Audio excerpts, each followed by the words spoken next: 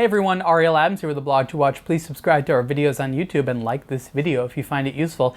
This is a review of the Cartier Santos 100. This particular model is a two-tone, which means it has a steel case with an 18 karat, in this instance, yellow gold bezel. I happen to find this to be one of the most elegant men's watches around. It's simple, but it's deceptively so because there's a lot of great little details. It's a classic. I love this watch a lot. I didn't really know how much I would like it until I put it on my wrist, and it just sort of said, like, I'm a great looking watch because it flatters the wrist as well as being an attractive design.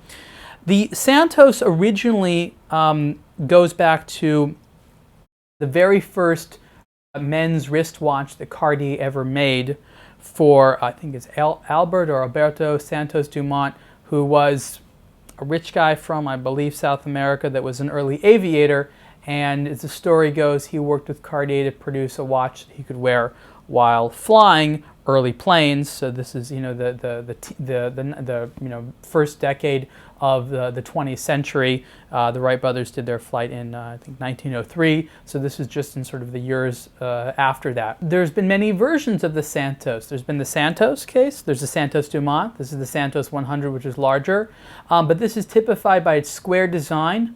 Its bezel, which has screws, and of course this very classic Cartier style dial with these sword hands and the Roman numeral hour markers. You look at the case, there's a nice elegant curve to it. It's steel. You have beveling on the edges as well as a nice brushed finish there. Cartier really likes to sort of emphasize the tool nature, or at least the tool heritage, which is why the fact that you have the screws, you have the holes here for the lugs. You have a lot of these elements, and this is very important. Even the clasps, there's still some plastic there, is very nicely engineered. And when it closes up, you have this very cool buckle that mimics the look of the bezel there that I find great. One of the sort of quirks about Cartier straps is how you size them. And as you can see here, you have a lot of availability in terms of micro adjustment because you can get a really precise fit because you can bend both the sides there. But it's kind of a pain, and it makes it real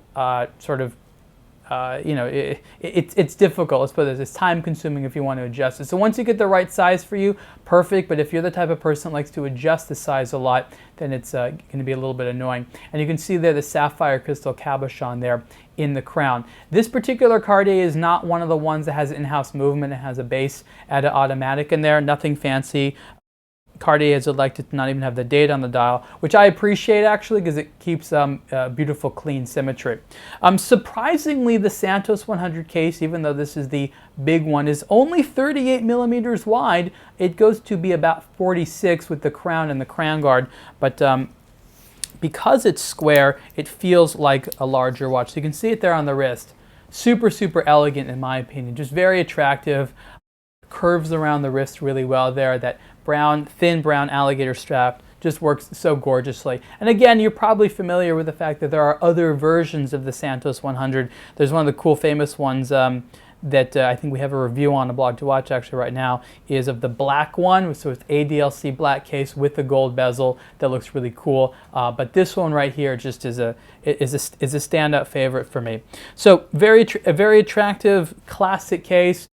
Looks good on a variety of wrists, has a distinctive design, very historical, is a Cartier, definitely sporty in its appeal, loomed hands, and has that sort of large size look.